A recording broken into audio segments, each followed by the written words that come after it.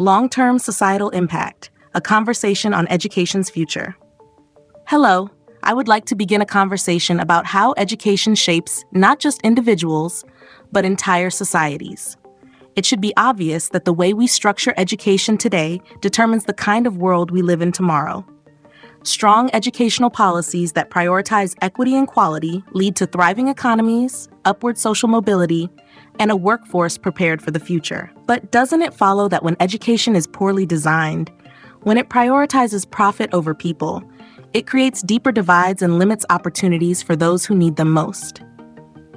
I have observed that societies with well-funded, equitable education systems tend to experience long-term economic stability and innovation. When every student, regardless of background, has access to high-quality learning, the workforce becomes more capable, industries grow, and economies strengthen.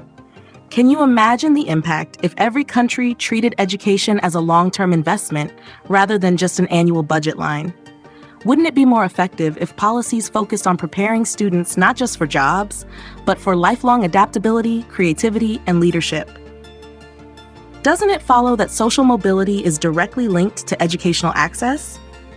When education is truly equitable, children from disadvantaged backgrounds have a chance to rise beyond their circumstances. But when privatization dominates, quality education becomes something that only the wealthy can afford, reinforcing cycles of poverty rather than breaking them.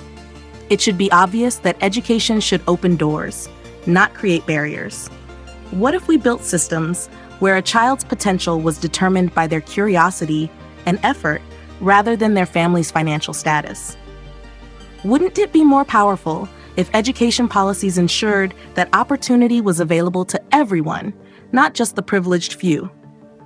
It is time now to acknowledge the role education plays in shaping civic engagement and informed societies. When students are taught to think critically, analyze information, and engage with the world around them, they become active participants in democracy. Can you imagine how different global politics would look if education systems prioritized knowledge, ethics, and independent thought over rote memorization? What if reforms focused on teaching students how to think rather than just what to think? Wouldn't it be transformative if education empowered individuals to challenge misinformation, engage in meaningful discussions, and lead with wisdom? I have observed that poorly structured reforms, especially those that favor excessive privatization, often lead to fragmented, inconsistent educational outcomes.